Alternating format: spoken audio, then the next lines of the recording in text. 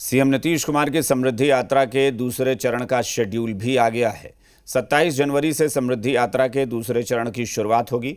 मुख्यमंत्री नीतीश कुमार की समृद्धि यात्रा 27 जनवरी को मधुबनी, 28 जनवरी को दरभंगा और 29 जनवरी को समस्तीपुर पहुंचेगी। सीएम नीतीश कुमार का लक्ष्य है कि 2030 तक बिहार को इतना समृद्ध बना दिया जाए कि बिहार की गिनती देश के अव्वल राज्यों में हो। इस पर अब सियासत भी शुरू हो गई है। बिहार की समृद्धि मुख्यमंत्री नीतीश कुमार का लक्ष्य है। 2030 तक बिहार को विकसित राज्यों की श्रेणी में लाने के इरादे से सीएम नीतीश कुमार की समृद्धि यात्रा चल रही है। अगले 5 वर्षों में और ज्यादा काम होगा और इससे बिहार काफी आगे बढ़ेगा और केंद्र का भी पूरा सहयोग प्राप्त हो रहा है। बिहार और विकसित होगा और देश के टॉप राज्यों में शामिल हो जाएगा। मुजफ्फरपुर में सीएम नीतीश कुमार ने ऐलान किया कि इस साल हर हाल में मुजफ्फरपुर एयरपोर्ट शुरू होगा।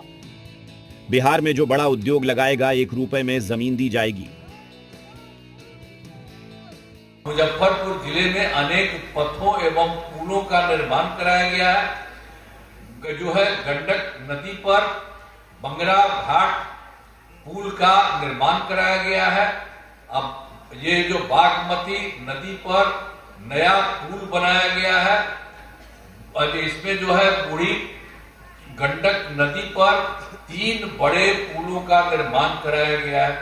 और फिर मुजफ्फरपुर शहर में बाईपास का निर्माण कराया गया है। तो एक तरह से पहले से बहुत काम कराया गया है। बिहार को लेकर नीतीश कुमार ने जो सपना संजोया सच करके दिखाया है। अब बिहार को देश के अग्रणी राज्यों में ला खड़ा करने की बारी है।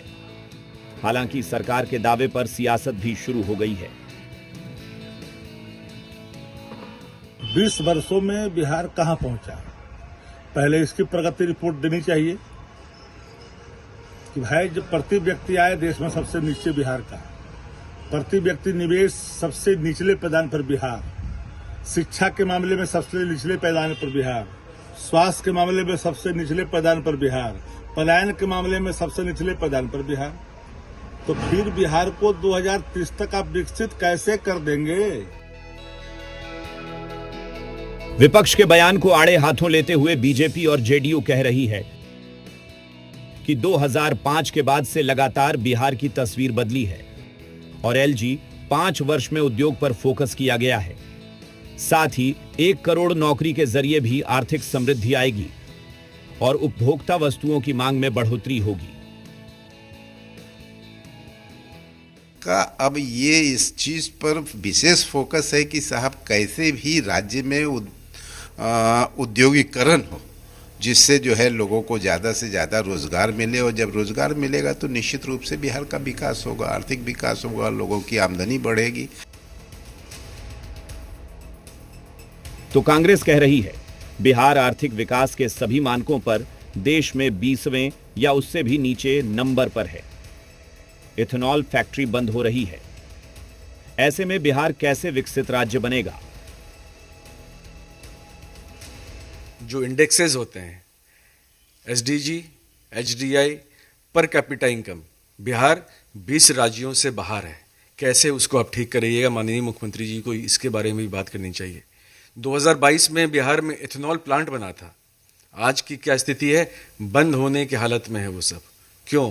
वो ये निश्चित रूप से जो 2005 में जो उनको बिहार मिला था और 2020 में जो हर दृष्टिकोण से, चाहे सड़क हो, शिक्षा हो, स्वास्थ्य हो, ऊर्जा विभाग हो, हर विभाग में वो अपना एक 20 साल में जो एक प्लेटफॉर्म तैयार करनी थी वो किए हैं।